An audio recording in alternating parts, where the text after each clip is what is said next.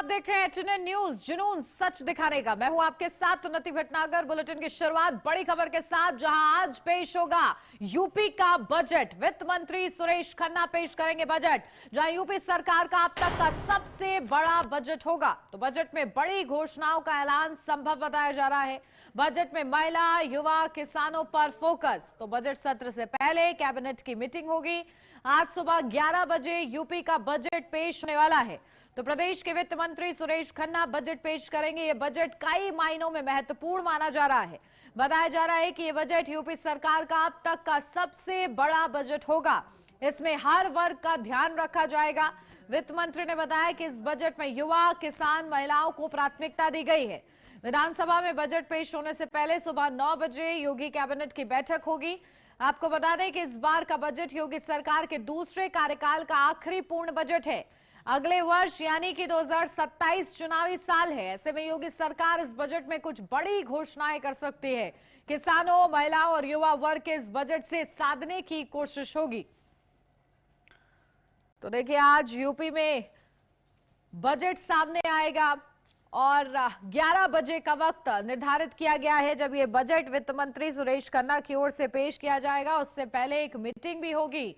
और क्योंकि देखिए, योगी सरकार का ये बजट बेहद ही खास इसलिए भी समझा जा रहा है क्योंकि अगले साल चुनाव है और ऐसे में चुनाव को देखते हुए इस बजट में क्या कुछ खास होता है ये देखना होगा। हर वर्ग को साधने का कितना प्रयास इस बजट के जरिए रहता है ये भी देखना होगा।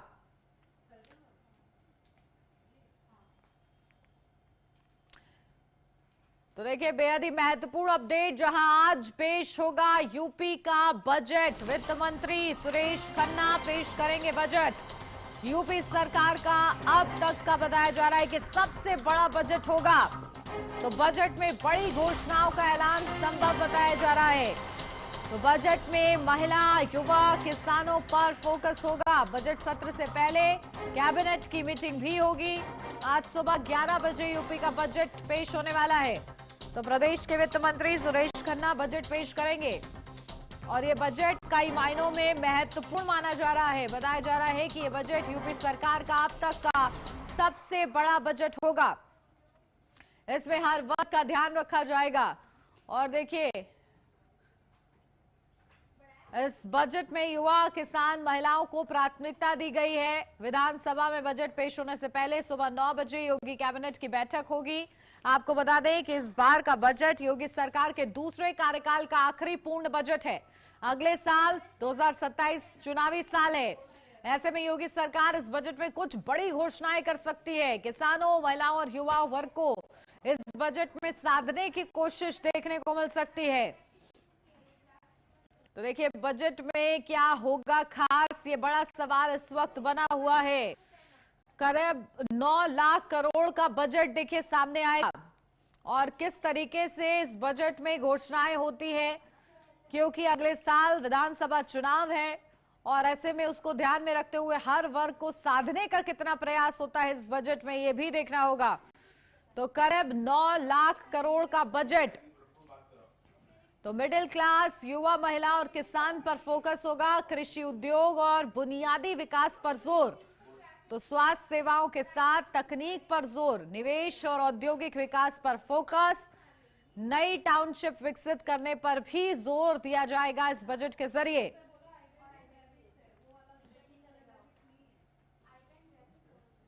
तो देखिए, बड़ा महत्वपूर्ण दिन आज यूपी के लिए, क्योंकि आज यूपी का बजट सामने आएगा। करीब 9 लाख करोड़ का ये बजट बताया जा रहा है। मिडिल क्लास, युवा, महिला और किसान पर फोकस इस बजट में देखने को मिल सकता है। संभावना ये भी है कि बजट का कुल 25% इंफ्रास्ट्रक्चर पर खर्च किया जा सकता है। तो कृषि, उद्योग और बुनियादी विकास पर जोर देने का प्रयास, साथ ही स्वास्थ्य सेवाओं के साथ तकनीक पर खासा जोर। तो निवेश और औद्योगिक विकास पर फोकस देखने को मिल सकता है इस खास बजट में। तो नई टाउनशिप विकसित करने पर भी जोर दिया जाएगा। तो 11 बजे का वक्त मुकर्रर किया गया है जब ये बजट पेश करेंगे वित्त मंत्री सुरेश खन्ना। तो बेहद ही खास ये बजट समझा जा रहा है। इस बजट सत्र के आगाज के साथ ही जमकर हंगामा यूपी विधानसभा में देखने को मिला है, जहां अभिभाषण, राज्यपाल के अभिभाषण तक पर सवाल उठाए गए हैं। आखिर इतने हंगामे के बीच इस बजट से किस तरीके से विपक्ष खामोश होता है या और सवाल करता है, ये भी देखना होगा। तो देखिए उम्मीदें क्या क्या हैं वो हम आपको ग्राफिक्स के जरिए दिखा रहे हैं। 27 में क्योंकि चुनाव है इसलिए ये बजट खास समझा जा रहा है। 25 का बजट करीब 8.08 लाख करोड़ था और इस बार 9 लाख करोड़ लगभग सामने आ सकता है बजट। तो ये खास बातें हैं जहां उम्मीदें हैं कि महिला विकास इस बजट में होगा प्राथमिकता में, साथ ही साथ किसानों को प्राथमिकता दी जाएगी इस बजट में, युवाओं को प्राथमिकता दी जाएगी।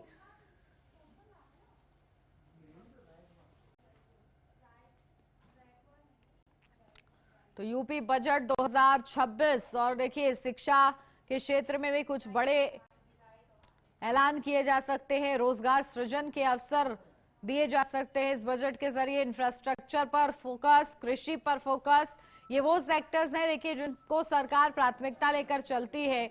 और बजट इसलिए भी महत्वपूर्ण समझा जा रहा है क्योंकि अगले साल विधानसभा चुनाव है। तो देखिए बजट में क्या खास, कृषि, उद्योग और बुनियादी विकास पर जोर, स्वास्थ्य सेवाओं के साथ तकनीक पर जोर दिया जा सकता है। स्वास्थ्य सेवाओं को लगातार योगी सरकार बेहतर करने की दिशा में अग्रसर है। तो निवेश और औद्योगिक विकास पर भी फोकस इस बजट में देखने को मिल सकता है। नई टाउनशिप विकसित करने पर भी जोर दिया जा सकता है इस बजट में। तो बजट का सभी बेसब्री से इंतजार कर रहे हैं, जहां करीब 9 लाख करोड़ का ये बजट सामने आएगा। पिछली बार 8 लाख करोड़ का बजट सामने आया और उसके बाद इस बार उम्मीदें ये की जा रही हैं कि बजट 9 लाख करोड़ का होगा।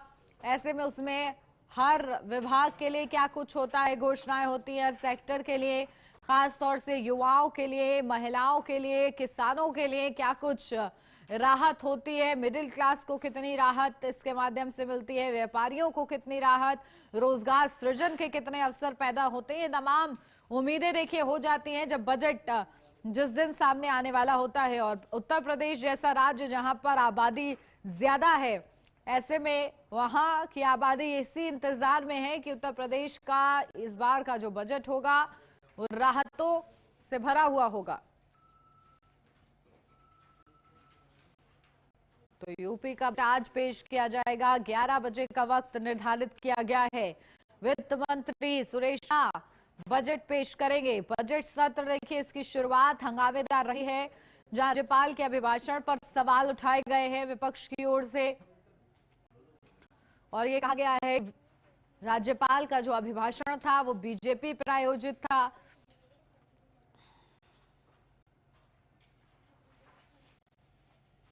और चलिए इसी पर एक रिएक्शन लेते हैं। हमारे साथ समाजवादी पार्टी के नेता जुड़ गए हैं, शशिलेंद्र यादव जी। शशिलेंद्र जी बहुत स्वागत आपका। और देखिए आज का दिन प्रदेश के लिए बेहद ही खास क्योंकि आज बजट पेश होने वाला है। समाजवादी पार्टी पहले दिन से सवाल उठा रही है, आज के दिन क्या कहेंगे, कितनी उम्मीद है बजट से?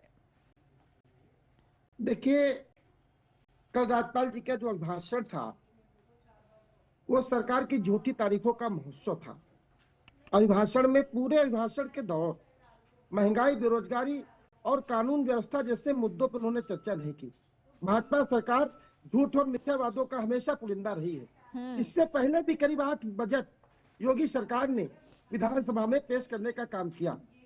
पिछले बजट 2025 और 2026 में शिक्षा के क्षेत्र में बजट का 11% आवंटन किया था, जिसमें उन्होंने स्कूल बैग के लिए 350 करोड़ रुपए आवंटित किया था, यूनिफॉर्म के लिए 180 करोड़ रुपए आवंटित किया था और समग्र शिक्षा अभियान के लिए 666 करोड़ रुपए आवंटित किया था। लेकिन जो बजट आवंटित किया था, जो वे विद्यालय में पढ़ रहे थे उनको जूते नहीं मिले, कपड़े नहीं मिले, यूनिफॉर्म पूरी नहीं मिली, स्कूल के नहीं मिले। और इन सब चीजों के मिलने की तो बात छोड़ दीजिए, करीब इनकी सरकार में 27,000 सरकारी विद्यालय बंद हो गए। उन सरकारी विद्यालयों में कौन लोग पढ़ते थे?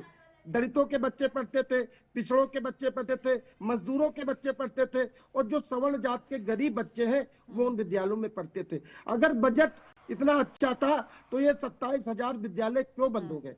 तो इस बार के बजट में चाह रहे हैं यानी कि शशिलेंद्र जी की शिक्षा पर खासा फोकस हो, क्या क्या वो महत्वपूर्ण पहलू आप चाहते हैं जो शिक्षा क्षेत्र में बदलाव हो? देखिए, समाजवादी पार्टी ये चाहती है कि बजट आवंटित तो हो, लेकिन उसका क्रियान्वयन जो है अच्छे तरीके से हो।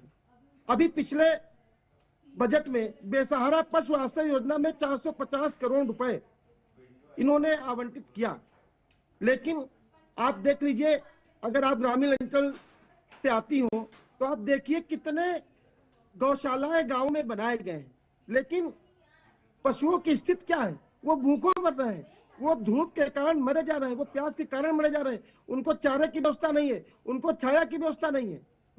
तो जो बजट होता है वो सिर्फ कागज पे ना रहे। तमाम ऐसे इन्होंने बजट दिए जिनका ये खर्च ही नहीं कर पाए। भाई, जल मिशन योजना में इन्हें जो बजट आवंटित किया था वो नहीं खर्च कर पाए।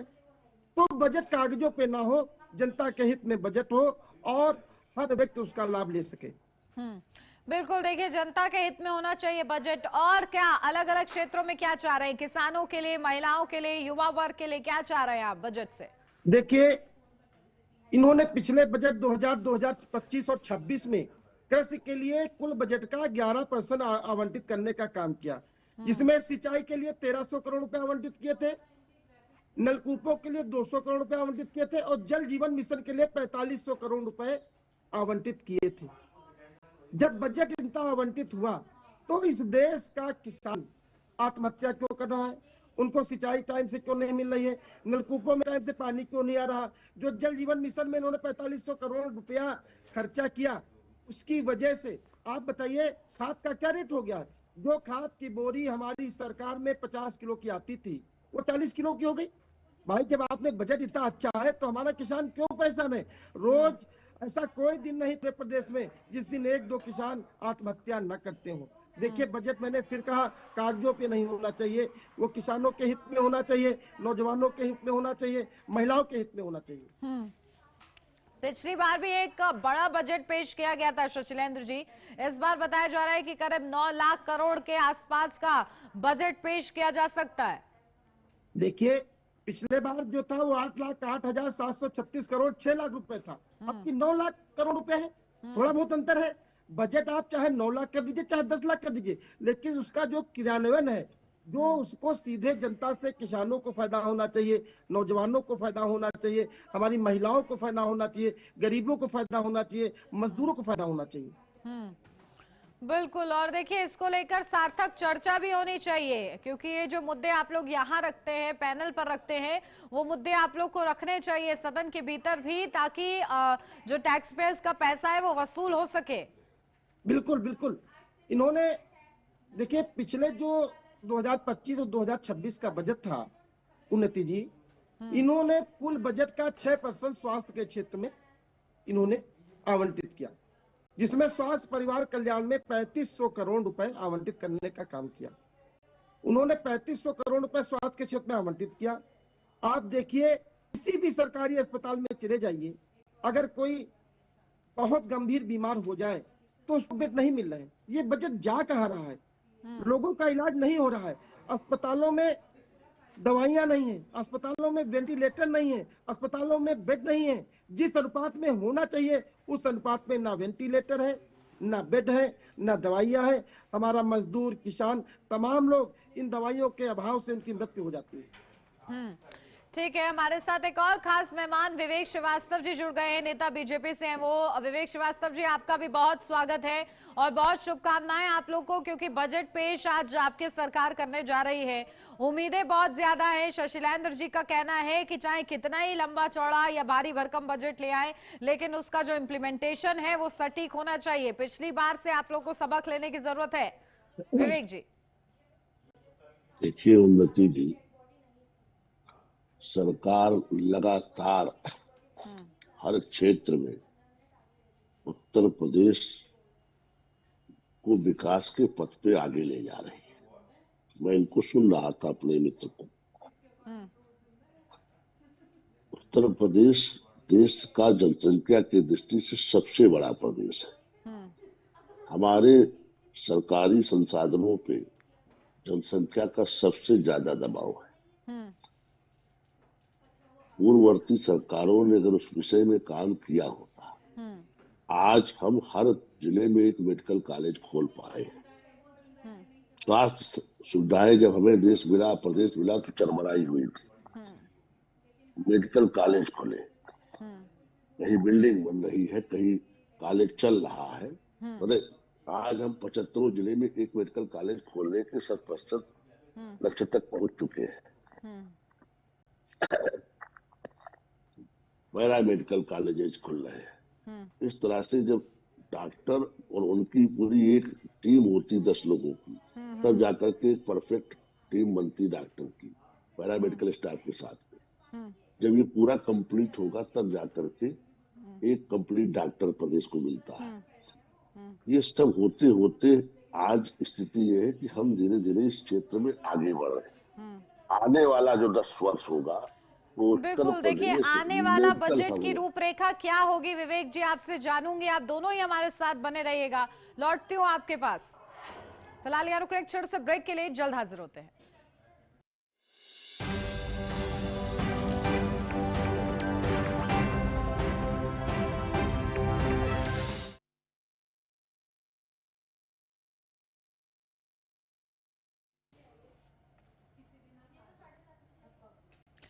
ब्रेक के बाद स्वागत है आपका। बढ़ते आगे, लगातार चर्चा हो रही है कि आखिर उत्तर प्रदेश का, क्योंकि आज बजट सामने आने वाला है, खास मेहमान लगातार हमारे साथ बने हुए हैं। विवेक श्रीवास्तव जी नेता बीजेपी से बने हुए हैं, शशिलेंद्र यादव जी नेता समाजवादी पार्टी से बने हुए हैं, हमारे संवाददाता धीरेन्द्र रायकवार भी हमारे साथ जुड़ गए हैं। इससे पहले कि मेहमानों का रुख करें, धीरेन्द्र आपके पास आती हूँ। आज क्योंकि बजट पेश होने वाला है, क्या हलचल आप देख रहे हैं? कितनी उम्मीदें उत्तर प्रदेश की जो जनता है वो क्या उम्मीदें कर रही है आज के बजट से? उत्तर प्रदेश की बात करें तो कहीं ना कहीं इस वक्त हम झांसी डिस्ट्रिक्ट में मौजूद है, और झांसी डिस्ट्रिक्ट की बात करें, ये बुंदेलखंड का वो एरिया लगता है जहां बीडा का एक बहुत बड़ा प्रोजेक्ट बनने जा रहा है। लोगों को उम्मीद है बीडा में काफी जन कल्याणकारी योजनाएं आएंगी। आज जो जिस प्रकार नोएडा में विकास हुआ है, उसी तर्ज पर झांसी में भी विकास होने जा रहा है, जो बुंदेलखंड के तहत बन रहा है। बीडा का नाम पूरा बुंदेलखंड के नाम से पूरा विकास हो रहा है। और कहीं ना कहीं झांसी में अब लोग जो बाहर काम करने के लिए जाते थे, अब उन्हें यही काम मिलेगा, और इस बजट में जन कल्याणकारी योजनाओं से लोगों को लाभ पहुंचने की उम्मीद जताई जा रही है। हालांकि लोगों का कहना है कि अब जो अन्य सामान है उन पर भी उन्हें लाभ मिलेगा। हालांकि जो बुंदेलखंड का एरिया लगता है, चाहे वो आसपास का एरिया हो, यहाँ से बुंदेलखंड से करीब 8 जिले यहाँ से कनेक्टेड है, और कहीं ना कहीं उनको जो बजट हो रहा है उसमें लाभ पहुंचने की उम्मीद है। जी बिल्कुल, और देखिए सभी को उम्मीदें हैं बजट से। चलिए आपके पास आ रही हूँ विवेक श्रीवास्तव जी, क्योंकि लगातार सत्ता पक्ष से बहुत ज्यादा उम्मीदें हैं, क्योंकि आप लोगों ने पिछली बार भी बड़ा बजट पेश किया, इस बार भी बजट पेश करने जा रहे हैं जो कि 9 लाख करोड़ के आसपास का हो सकता है।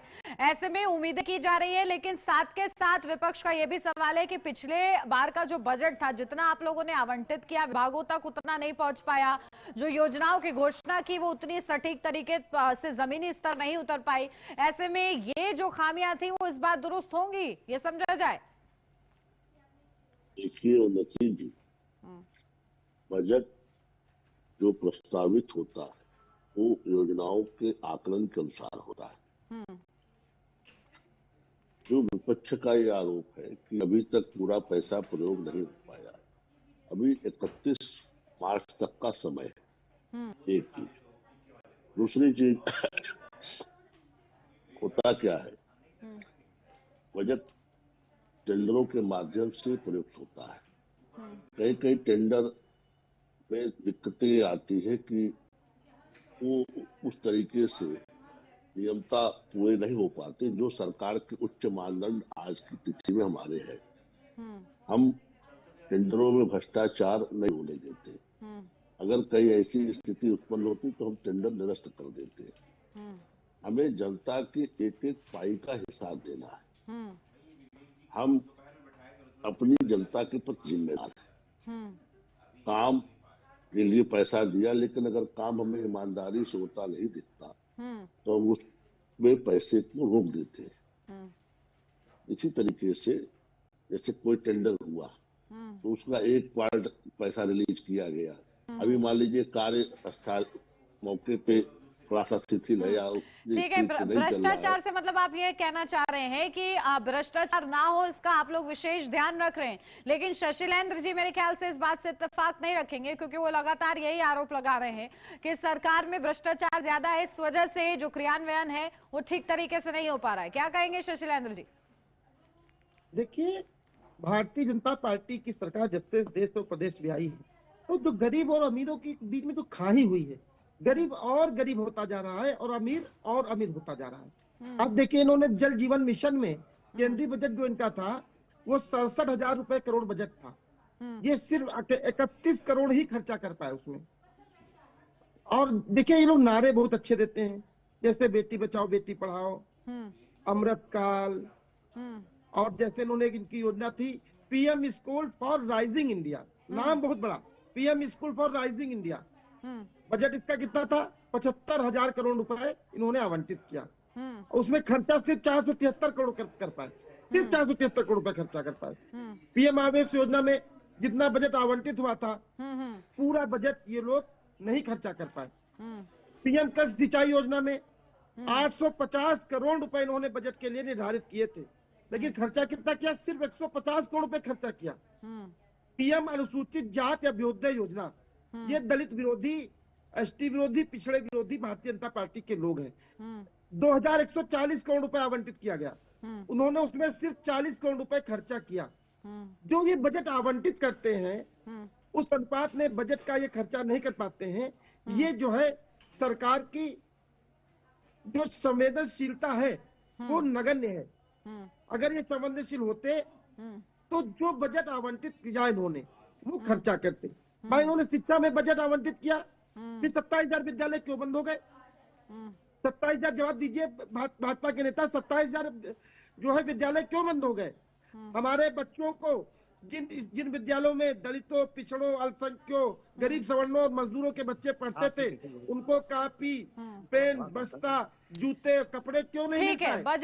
बजट में जितना आवंटन हुआ उतना खर्च क्यों नहीं हुआ? इसी सवाल के साथ लौटूंगी विवेक जी, आप ही के पास सबसे पहले आऊंगी। ठीक है, आप सभी हमारे साथ बने रहिएगा। फिलहाल यहाँ रुक रहे एक और छोटे से ब्रेक के लिए, जल्द हाजिर होते हैं।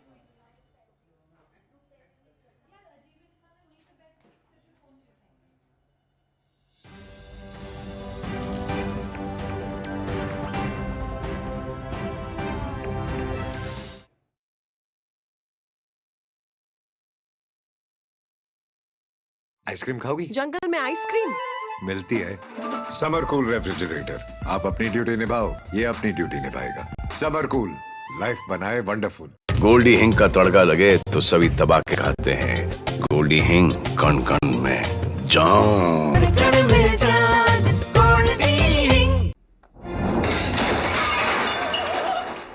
फर्श की टाइल्स को चेंज करो, बड़ी स्लिपरी हैं। थर्मोकूल वॉशिंग मशीन। थर्मोकूल, इंडिया का नया अंदाज।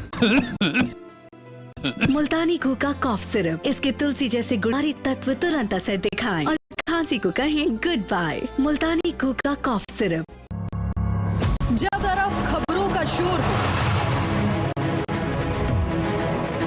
जब सच और अफवाह में फर्क ना हो, तब एक चैनल उठता है सालों की रोशनी लेकर, आपके हित की आवाज बनकर। HNN न्यूज, जुनून सच दिखाने का।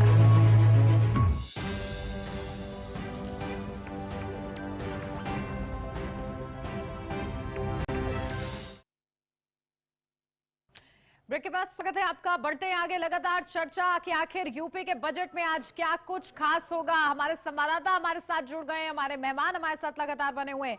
सबसे पहले पुनीत मोहन हमारे संवाददाता लखनऊ से सीधा हमारे साथ जुड़ गए हैं। पुनीत, क्या कुछ अपडेट? आज बजट पेश होना है, उसको लेकर क्या कुछ हलचल? क्योंकि पहले मीटिंग होगी, उसके बाद 11 बजे का वक्त निर्धारित किया गया है, अभी की क्या हलचल?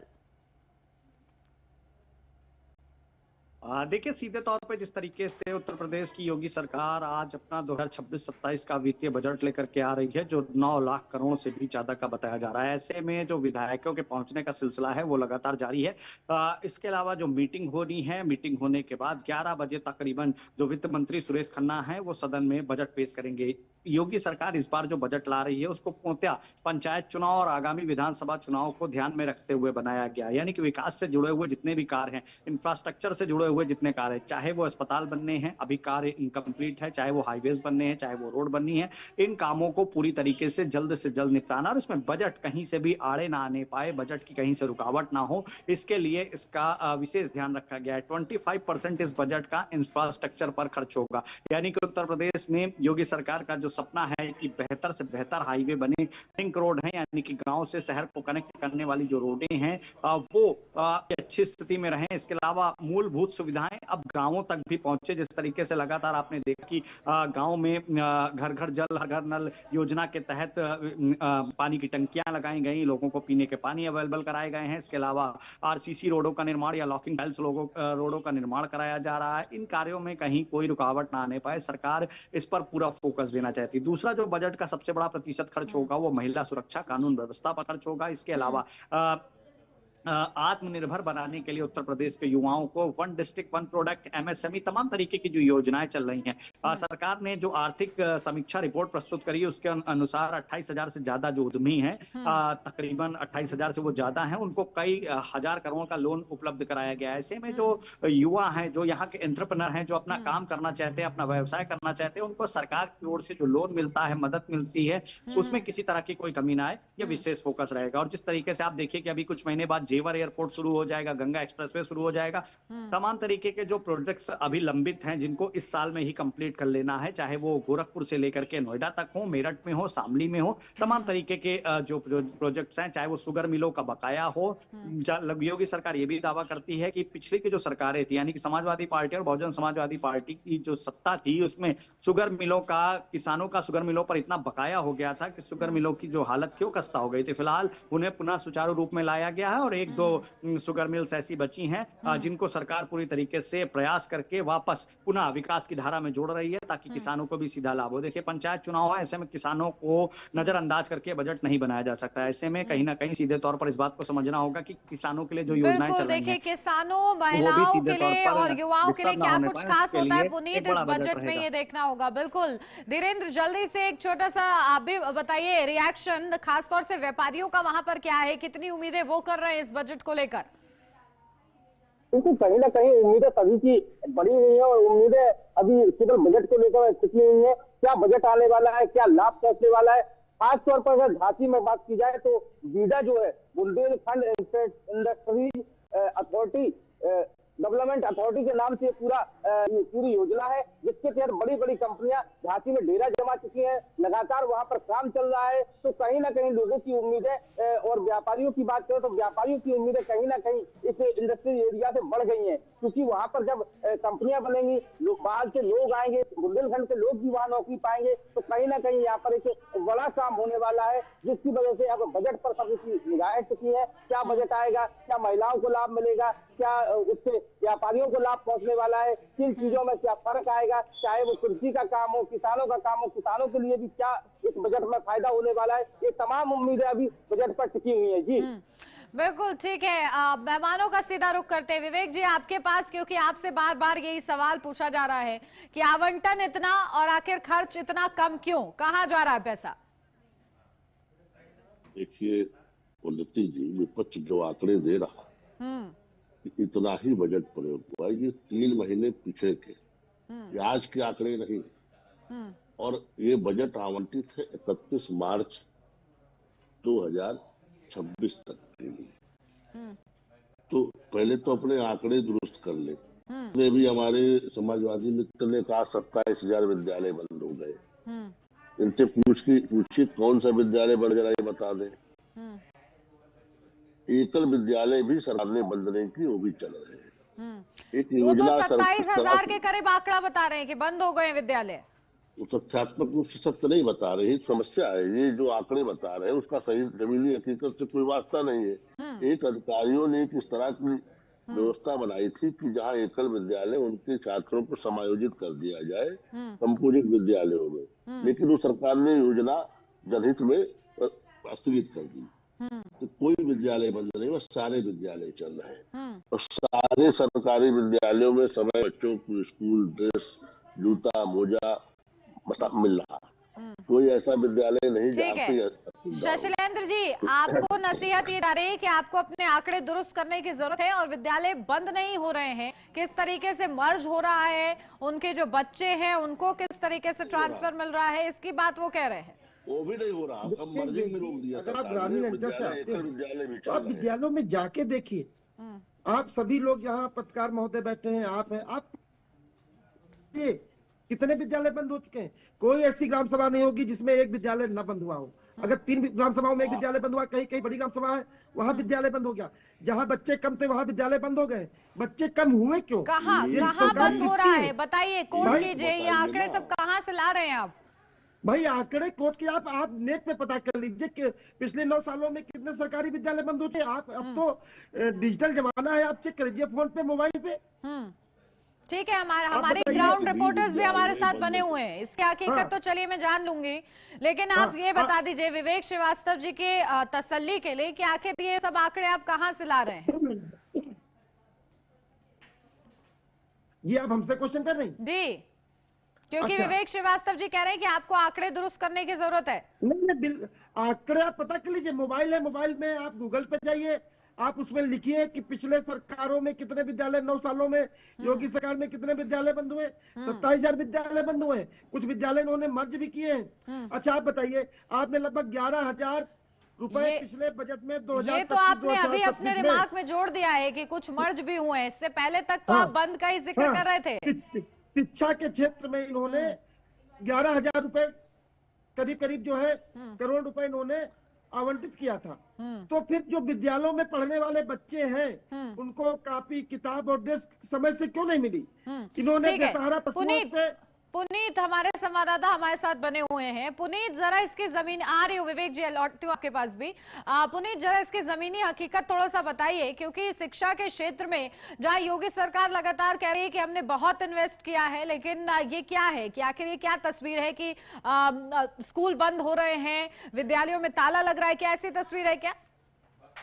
देखिए, सीधे तौर पे जिस तरीके से विद्यालयों के मर्ज को लेकर के एक सरकार योजना लेकर के आई थी योगी सरकार 2025 में, उसका जबरदस्त विरोध भी हुआ था। इसका देखिए एक मानक जो था कि 1 किलोमीटर के अंतर्गत अगर 2 विद्यालय हैं तो दोनों सुचारू रूप से संचालित नहीं हो पा रहे हैं। ऐसे में दोनों विद्यालयों को एक करना था। सबसे बड़ी बात है कि विद्यालयों में आने वाले छात्र छात्राओं पर ध्यान देना है। देखिए, जिस तरीके से प्राइवेट स्कूलों की उत्तर प्रदेश क्या पूरे देश में बाढ़ सी आ गई है। आज हर माँ बाप चाहता है कि बच्चों को अच्छे से अच्छे स्कूल में पढ़ाया जाए। हालांकि सरकार ने बहुत से प्रयास किया। अगर आप गूगल करेंगे तो आप ये भी पाएंगे कि उत्तर प्रदेश के कई ऐसे जिले हैं जहां पर प्राथमिक विद्यालय प्राइवेट विद्यालयों से अच्छी शिक्षा देते हैं। लेकिन जिस तरीके से मर्ज की बात थी, हालांकि बाद में इसमें रोक भी लग गई थी, लेकिन सरकार ने कई विद्यालयों का मर्ज किया था। सरकार जिसको मर्ज बताती है समाजवादी पार्टी उसको बंद बताती है। देखिए, जो समय समय पर बदलाव के लिए कदम उठाए जाते हैं, सरकार ने वो कदम उठाए और सरकार का सीधे तौर पर मानना था कि जो विद्यालय 1 किलोमीटर या 2 किलोमीटर की रेंज में है और दोनों में सुचारू रूप से पढ़ाई नहीं हो पा रही, अगर दोनों को एक ही साथ कंबाइन कर दिया जाए एक ही कैंपस में तो पढ़ाई बेहतर होगी। इसको लेकर के विपक्ष ने हंगामा किया। विपक्ष ने जब हंगामा शुरू किया तो सीधे तौर पर समाजवादी पार्टी मुख्यतः इस के साथ सड़क पर आ गई कि जो प्राथमिक विद्यालय हैं उनको बंद किए जा रहे हैं। प्राथमिक विद्यालयों का जो संचालन होता है वो बच्चों की संख्या के आधार पर होता है। ऐसे में सरकार ने ये फैसला लिया था। फिलहाल कुछ विद्यालय मर्ज हुए, लेकिन उसके बाद जब इस पर रोक लग गई तो फिलहाल इसे रोक दिया गया है। लेकिन जिस तरीके से आरोप है कि इतने 1000 विद्यालय बंद हो गए, ये आंकड़े कहीं ना कहीं दुरुस्त करने की जरूरत है, क्योंकि मर्ज होने में और बंद होने में दोनों में एक खासा फर्क होता है। जी बिल्कुल। और देखिए शशिलेंद्र जी, क्योंकि गूगल पर जब आप सर्च करेंगे तब तक आप सर्च कीजिए, एग्जैक्ट मुझे पढ़ के भी बताइएगा, मैं पूरा मौका आपको दूंगी। तब तक विवेक श्रीवास्तव जी आपको काउंटर करना चाहते हैं, क्योंकि वो भी बार बार यही कह रहे हैं कि ये जो आंकड़े आप दे रहे हैं वो सही नहीं है, बंद नहीं हो रहे हैं विद्यालय। लेकिन विवेक जी, मेरा सवाल भी सुन लीजिए, काउंटर कीजिएगा। शिक्षा के क्षेत्र के साथ साथ, क्योंकि अगले साल चुनाव है, ऐसे में क्योंकि पहले ही शिवपाल यादव कह चुके हैं कि आप लोग अयोध्या हारे हैं और अब 27 का चुनाव भी हारेंगे, तो ऐसे में बजट के जरिए क्या कुछ करने का प्रयास, क्या आपकी प्राथमिकता रहेगी, वो लिस्ट जरा मुझे बताइए। देखिए उन्नति जी, हम जनता को योजनाओं की गुड डिलीवरी देने में विश्वास करते हैं। चुनाव के दृष्टिकोण से हम कोई कार्य नहीं करते। एक चीज, शिवपाल जी का जो आरोप है अयोध्या आ रहे, अयोध्या हम कभी नहीं आ रहे। फैजाबाद लोकसभा आ रहे हैं, बाकी कुछ नहीं आ रहे वहां।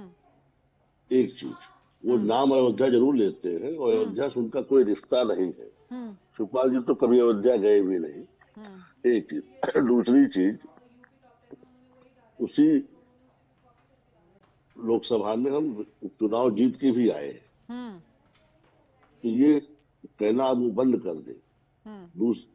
अब रही बात योजनाओं की डिलीवरी की, 31 मार्च तक का समय है। जो हमारे मित्र आंकड़े बता रहे हैं कि इतना पैसा इन विभाग में, इतना पैसा इन विभाग में प्रयोग हुआ, ये 3 महीने पिछले के आंकड़े हैं। 3 महीने पीछे मतलब आपका ये चल रहा है फरवरी, ये जनवरी छोड़ दीजिए, ये दिसंबर के आगे नवंबर के आंकड़े बता रहे हैं। अभी पूरा 31 मार्च तक का समय है। सरकार हमारी भ्रष्टाचार के प्रति 0 टॉलरेंस की नीति पे नहीं। विवेक श्रीवास्तव जी, एक गति होती है ना किसी भी काम को संचालित करने की। आपको लगता है कि फरवरी और मार्च में आप वो गति कॉम्पनसेट कर लेंगे जो पहले नहीं हो पाई? ऐसा क्या हो जाएगा जो इन 2 महीनों में पूरा हो जाएगा? मैं ऐसा नहीं कह रहा हूँ, मेरी बात समझने की कोशिश करिएगा। जैसे कोई टेंडर हुआ, मान लीजिए वो बिल्डिंग या उस टेंडर की लागत है 200 करोड़, तो सरकार 200 करोड़ पूरा एक मुश्त रिलीज नहीं करती है, 50 करोड़ रिलीज करेगी। फिर उसको देखेगी कि 50 करोड़ का यूज इसमें हुआ कि नहीं हुआ, फिर 50 करोड़ और रिलीज करती है। अगर उस दौरान कहीं उसका प्रयोग सुस्त है या उतनी गति से खत्म नहीं हुआ या उसमें कहीं कोई शिकायत आती है, तो सरकार अगली किस्त रोक देती है। हमें जनता के पाई के पैसे का हिसाब भी देना है। हम इनकी तरह कोई भ्रष्टाचारी सरकार नहीं चला रहे हैं। यहाँ तो हमारे यहाँ हर महीने हिसाब मांगा जाता है।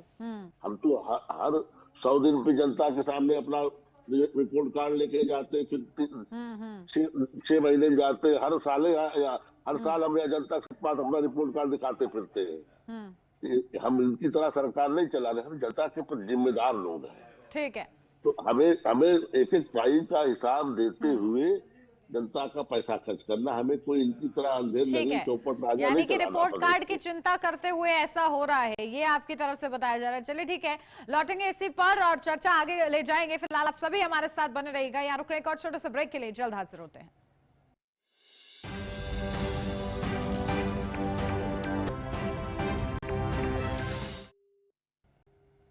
ब्रेक के बाद स्वागत है आपका। बढ़ते आगे, लगातार खास मेहमान हमारे साथ बने हुए हैं। शैलेंद्र यादव जी, आपके पास आ रही हूं क्योंकि विवेक श्रीवास्तव जी ने बताया है कि आखिर कहां और क्यों खर्च में देरी हो रही है। क्या इस बात से संतुष्ट हैं आप? देखिए उन्नति जी, भारतीय जनता पार्टी के जो नेता हैं, हमने उनसे बात की, अगर उन्होंने लगभग 9 सालों से इनकी उत्तर प्रदेश सरकार है और केंद्र में भी इनकी सरकार है, अगर इन्होंने शिक्षा के क्षेत्र में काम किया तो ये कह रहे हैं कि विद्यालय मर्ज हुए। अगर विद्यालय मर्ज हुए, कोई ना कोई विद्यालय बंद हुआ होगा ना। अगर 2 विद्यालय एक में मर्ज हुए तो एक खत्म हुआ, उसके बच्चे वहां गए, और जो गरीब बच्चे, ऐसी क्या दिक्कत आ गई कि विद्यालयों में बच्चों को विद्यालय, आपको बिल्डिंग से मतलब है क्या शशिलेंद्र जी? बिल्डिंग ज्यादा जरूरी है कि छात्र छात्राएं ज्यादा जरूरी है? एक चीज बताइए, जैसे अभी कोई बच्चा यहाँ पढ़ रहा है किसी गांव में, अगर उसको 1 किलोमीटर जाना पड़ेगा, गरीब का बच्चा कैसे जाएगा? उसके पास क्या संसाधन है जाने के? जो 1 साल का 3 साल का बच्चा स्कूल पढ़ने जाएगा, वो कैसे जाएगा? दूसरी चीज, अगर इन्होंने कृषि के क्षेत्र में काम किया तो कितने किसान आत्महत्या कर चुके हैं? लोगों को सिंचाई क्यों नहीं मिल रही? टाइम से पानी क्यों नहीं? ठीक है विवेक जी, आपको काउंटर करना चाह रहे हैं। जी विवेक जी। दूसरी बात, जो ने खाद की बोरी 50 किलो की हुआ करती थी हमारी सरकारों में, 40 किलो की क्यों कर दी? और तीसरा क्वेश्चन, इन्होंने बेसहारा पशु आश्रय योजना में 450 करोड़ रुपए खत्म किए थे। अगर नेता बीजेपी अगर ग्रामीण अंचल से आते हो तो जो उन्होंने गौशालाएं बनाए हैं उसमें हमारी गाय क्यों मर रही है? भाई हम लोग तो गाय को पूजनी मानते हैं, गाय 3 सवाल विवेक जी पूछे उन्होंने, तीनों का बारी बारी से जवाब दीजिए। देखिए, शैलेंद्र जी को कुछ भ्रम है, मैं उनके भ्रम को दूर कर दूं। पहले मर्जर की योजना थी, इसको सरकार ने आवाज आपकी स्थगित नहीं आ कर रही दी। मुझे। सरकार के स्तर पे ऐसे विद्यालय जिनकी छात्र संख्या 50 से या 35 से कम है, उनको अगल बगल के विद्यालयों में मर्ज करने की योजना थी, जिसको सरकार ने जनहित में स्थगित कर दिया। वो नई योजना हुई पूरी। मैं स्पष्ट कर दूं, कोई विद्यालय न बंद हुआ है, न कोई विद्यालय उत्तर प्रदेश में मर्ज हुआ है। एक चीज। दूसरी चीज, सारे विद्यालय के बच्चों को, परिषदीय बच्चों को समय पे स्कूल ड्रेस, समय पे किताबें, समय पे बस्ता मिल रहा है। और सरकार ने इस योजना से आच्छादित उन विद्यालयों को भी इस योजना में लिया है जो निजी सेक्टर के विद्यालय है। निजी सेक्टर से मेरा मतलब पब्लिक स्कूल नहीं, जो सुदूर गांवों में चल रहे हैं सेमी गवर्नमेंट विद्यालय, उनको भी इस योजना में सरकार ने आच्छादित किया है कक्षा 8 तक। उनको भी विद्यालय और सारी मिड डे मील तक की योजना वहां पे दी जा रही सरकार द्वारा। कुछ ऐसे अर्ध सरकारी विद्यालयों से शिकायतें आई है ड्रेस वगैरह समय पर न बंटने की, सरकार ने उस पर कार्रवाई की है। तो हम वहां तक ले जा रहे हैं इस योजना का लाभ कि जो सुदूर गांवों में भी ऐसे विद्यालय हैं जो अर्ध सरकारी है, कह लीजिए, जो उनको भी इस योजना के लाभ से आच्छादित किया गया है। दूसरी चीज, उन्होंने जो गोवंश की बात की, आवारा पशुओं को कहना चाह रहे हैं। तो देखिए, सबसे बड़ा पशुपालक समाज कौन? जात विशेष जिस वर्ग से हमारे शैलेंद्र जी आते हैं, इसलिए न उनको इनकार है, ना हमें इनकार है। इन पशुओं को छोड़ता कौन है? इन्हें छुट्टा करता कौन है? ये अमेरिका से तो आते नहीं डील की तरह, ये तो यही के है ना। अच्छा, इसके पहले किसी सरकार ने इस बेसहारा गोवंश के लिए चिंतन किया था क्या? पहली सरकार है योगी आदित्यनाथ जी की, जिन्होंने कहा कि उत्तर प्रदेश में गो हत्या करने पे 10 साल की जेल होगी। आपकी सरकार ने कम से कम सोचा, पूर्ववर्ती सरकारों ने तो सोचा भी नहीं। शशिलेंद्र जी, देखिए, हमने फिर हमारी किसी बात का इन्होंने उत्तर नहीं दिया, इनकी आवाज मुझे सुनाई नहीं दे रही थी। हमने कहा था कि जो बोरी खाद की 50 किलो की हमारी सरकारों में होती थी, वो 40 किलो की क्यों हुई? और अभी आपने क्या, ग्रामीण अंचल में जो खाद्य सरकारी समितियां बांटती थी, उसमें सैकड़ों की संख्या में भीड़ होती थी, तमाम किसान हार्ट अटैक से उसमें मर गए। उसकी जवाबदेही कौन देगा?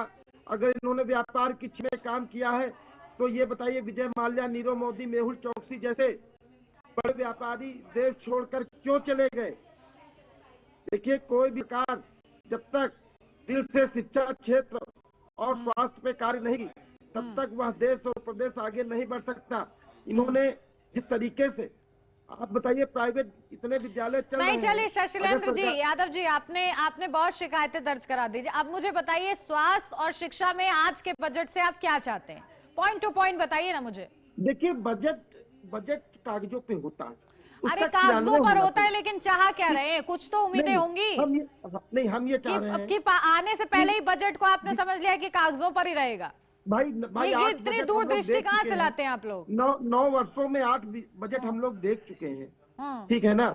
और स्वास्थ्य के क्षेत्र में हम चाहते हैं कि सरकारी अस्पतालों में दवाई फ्री मिले, अगर कोई गंभीर बीमार हो तो तत्काल उसको वेंटिलेटर मिले, उसको तत्काल बेड मिले, और कृषि के क्षेत्र में किसानों को मुफ्त सिंचाई मिले। खाद में जो अनियमितता है, जब भीड़ होती है, देखिए कितने लोग हार्ट अटैक से मर जाते हैं, उनको सुविधा पूर्वक खाद मिले। और जो इन्होंने खाद की बोरी 50 किलो से 40 किलो की है, उसको 50 किलो करे, और खाद में रेट न बढ़ाया जाए। और शिक्षा के क्षेत्र में, ठीक है, जल्दी से बस लाइन, विवेक जी जल्दी से एक लाइन का काउंटर, बस ज्यादा समय नहीं है मेरे पास। मैं ये जानना चाहता हूँ कि शैलेंद्र जी उत्तर प्रदेश के नहीं है क्या? कहीं बाहर से बोल रहे हैं, मुझे थोड़ा सा जानकारी इनकी दे दीजिए, क्योंकि इन्होंने भी ये कहा कि सिंचाई मुफ्त मिले। उत्तर प्रदेश में सिंचाई पहले से मुफ्त है, ये किस सिंचाई की बात करें? हमारी सरकार ने तो विद्युत के कनेक्शन जो ट्यूबवेल के हैं उनको भी मुफ्त कर दिया है। अब ये क्या कह रहे हैं कि मैं समझ नहीं पा रहा हूँ तमाम इनकी बात नलकूप बंद पड़े हैं भाई, गांव जाके देखिए, कागजों पे फ्री है, तमाम नलकूप बंद पड़े हैं। ठीक है, चलिए आज उम्मीद यही कि इस बार का जो बजट है वो महज कागजों में नहीं बल्कि जमीनी स्तर पर भी सामने आए, ये लगातार विपक्ष की मांग है और तमाम उम्मीदें आम जनता को भी है। फिलहाल ये बजट कैसा होगा ये देखना दिलचस्प रहेगा। 11 बजे बजट पेश किया जाएगा। आप दोनों का ही बहुत शुक्रिया हमारे साथ इस चर्चा में जुड़ने के लिए। और इसी के साथ इस खास चर्चा में मेरे साथ बस इतना ही। आप देखते रहिए HNN न्यूज, जुनून सच दिखाने का।